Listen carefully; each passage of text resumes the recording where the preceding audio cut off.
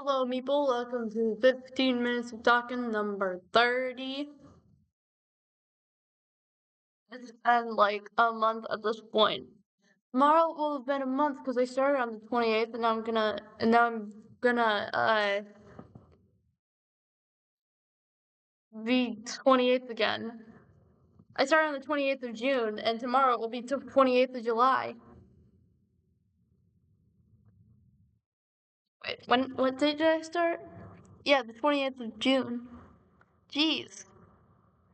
To think this series started because I wanted to post before Pride Month was over.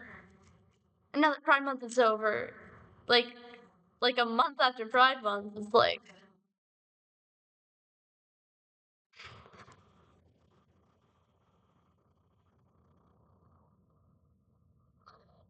but anyway, time's ticking. 15 minutes of talking is the series where I set a 15-minute timer, talk about whatever I want for 15 minutes.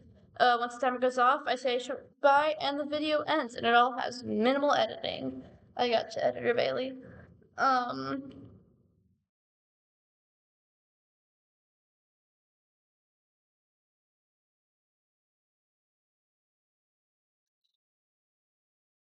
Streak, Editor Bailey.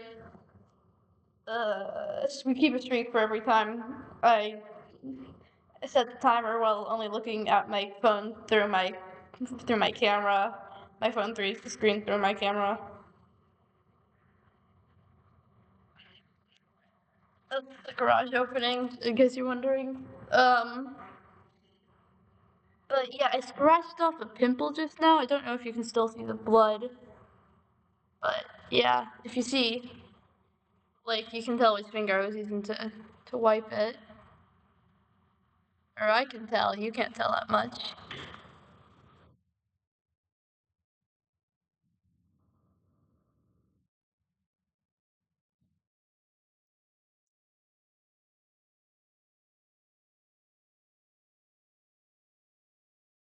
But you can tell because it has blood on it. I think this is stuff. You can see it has like red stuff under it. But yeah. Let's start off with breakdown. I covered this in another episode. I think it was the other episode where I switched from my mother's house to my father's house. Man. Um, but yes, this is a shirt from my mother's house, but I'm wearing it at my father's house because today was switching day. Um, I believe I already covered this in episode 12? I don't know. And this one was already covered in whatever episode, I don't know. But yeah, it seems like there's not going to be enough breakdown today. Sorry, folks. Um, yes, anyway, what did I do today, you may ask? Or you may not. I'm not sure. You can do whatever you want. I'm not in charge of your life. Let me pull up my Mickey Mouse blanket that my dad's girlfriend gave me. Well, I'm a vampire.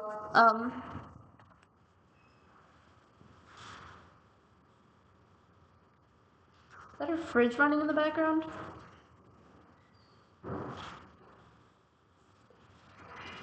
Anyway,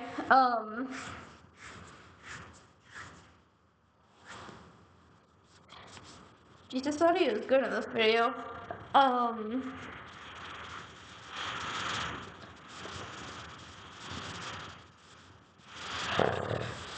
We saw Fantastic Four first test today. Now, I just know I can't talk about this without spoiling it, so, even though I haven't talked about it yet, heavy spoilers ahead.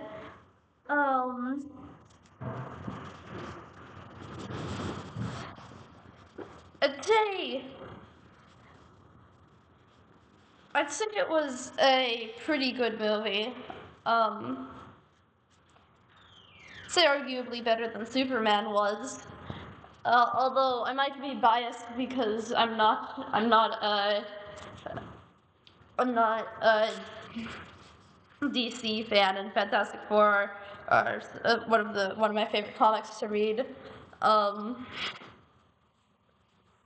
alongside Thor, and yeah, Fantastic Four and Thor. I think those are my favorite comics to read. Um, so yeah, me and Dad have a ranking of every single Superman movie that we've seen. Not Superman, superhero movie that we've seen this year. I think Dad's ranking was Captain America: Brave New World at the bottom. I think like as far as themes go, that movie didn't really have a reason to be made. Um, like I know Daniel Calderon said it's as good as the first Avenger. Personally, I think the first Avenger is much better. Captain America: Brave New World just kind of felt soulless, you know. Um, like it had nothing to say. Um,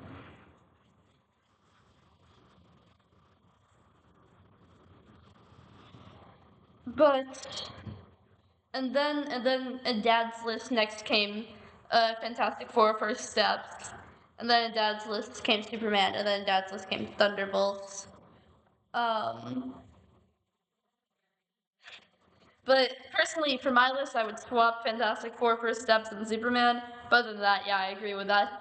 Um, he said it's like Thunderbolts and Superman are up there, just a little bit behind our Fantastic Four, and then space. Captain America: Brave New World. That's what he said. Um, yeah, for me, it's Thunderbolts. Just a bit behind are Fantastic Four and Superman, and then Captain America: Brave New World. But yeah, Thunderbolts was awesome.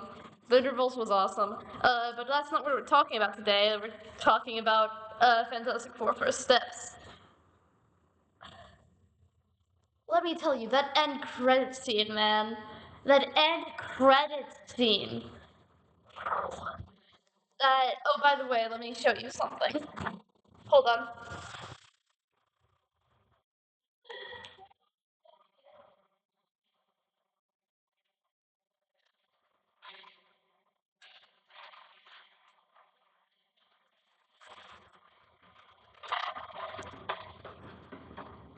Check it out. Check it out. Hey, you're asking why his horns aren't attached? We didn't once they're attached, the instructions said that once they're attached, they cannot be unattached. Um, and we didn't want to have to deal with them during the movie, and then we've just been too lazy to actually attach them now. But look, this is payoff to this series. I've mentioned the glasses, wanted to get the glasses popcorn bucket many a time.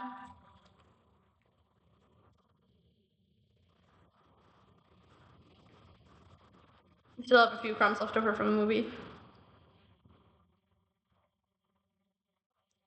I got a hair in my mouth. Um,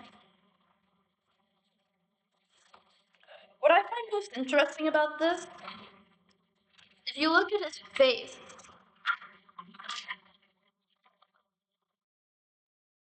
you can't see it in this light. I'm gonna test out, see how reliable or natural light is. It's pretty late at night right now. Well, not that late. It's okay. Yeah, that late. It's 8:20. Okay, yeah. Here's what happened. I said, oh, I'll just record after the movie. Like I woke up this morning, and I asked Mom last night if we could rent out the Radium Girls movie and watch it until Dad arrived to pick me up for Fantastic Four: First Steps. That's I don't know how old Sprinkle. Um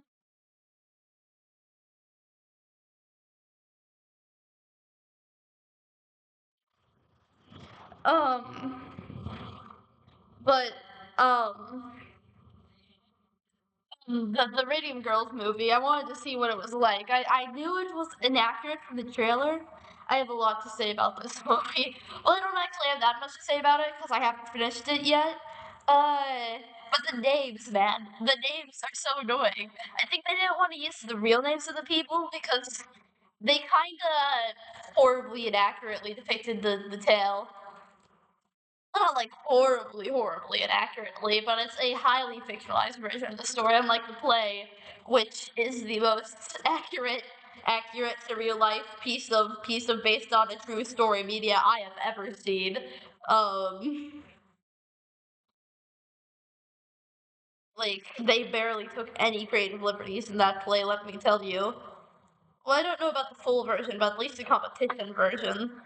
Um,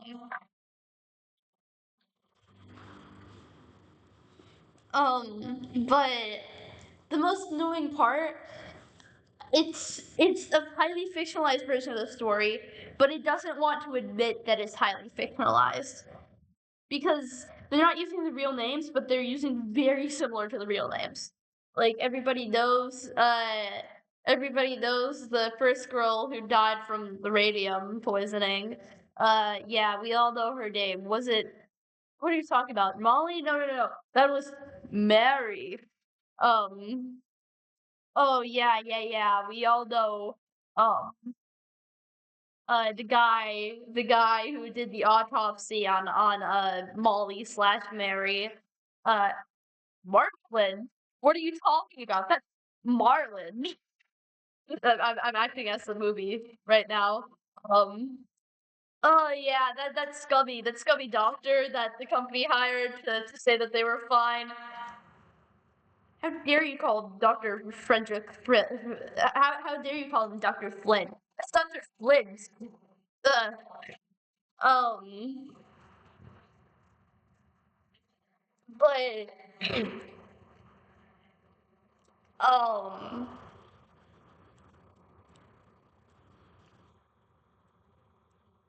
yeah. Other than that, I mean, I guess I like how they're talking about the workplace romance part of it. They got Arthur Roedier and Catherine Wiley's names right. At least I think Wiley and Roedier. I'm not sure. Um, but yeah, they kind of combine characters a bit. Uh, and they very dramatized the events. They had Bessie quit once she found out that radium was dangerous. It was the main character, even though she did not exist in real life. I don't even think she had a real life counterpart. Other than maybe, I think, Edna? Whoever was the sister of Molly. Um, um,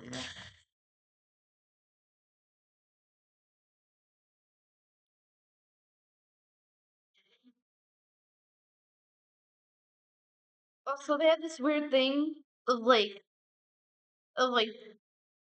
Dr. Leach, who I'm not sure who that's supposed to be. Mom thinks it was Von Shockey, which as the person who played Von Shockey, I would personally feel very offended if it was. The only thing that indicates is that he knew that the radium page was dangerous and he told Mary uh uh not to do the lip pointing technique. But those are the only similarities. Dr. Von Shockey didn't tell Molly not to do the lip pointing technique. He told Grace, who lived much longer than Molly. Molly was the first girl to die, because she was one of the fastest workers. Um, but yeah. Um,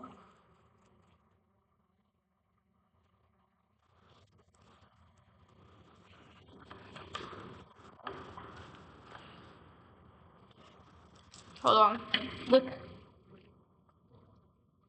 you can see his chin under there.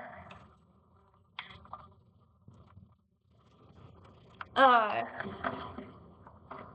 I'm gonna have to save the Fantastic Four First Steps review for tomorrow because I'm just too busy talking about Radium Girls. Yeah, it looks like this video is turned into talking about Radium Girls. Okay, yeah, I'll own it. We saw Fantastic Four for stuff today, but I started Radium Girls. I did a play about that. So, um, but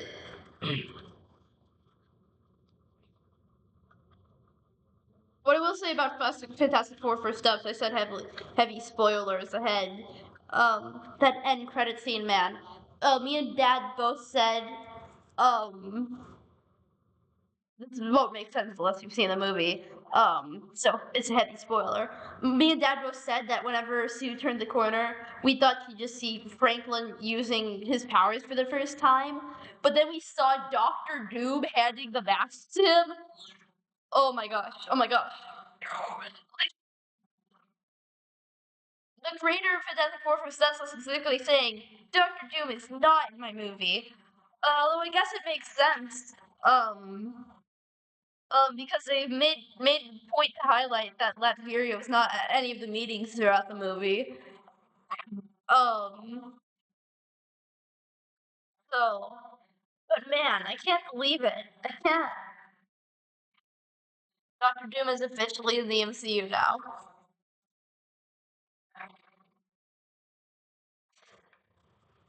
It's crazy, man. Um, but yeah, Radium. I got into Fantastic Four First Steps, and now I want to talk about Fantastic Four First Steps.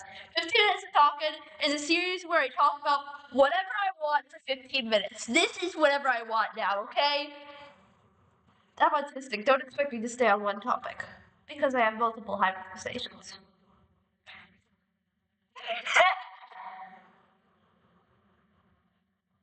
Well, would you look at that? There goes our timer.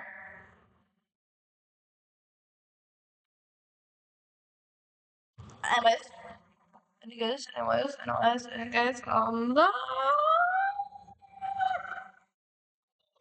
and subscribe if you want to see if I decide to stay with the topic tomorrow and talk about Fantastic Four First Steps and even Radium Girls. Goodbye.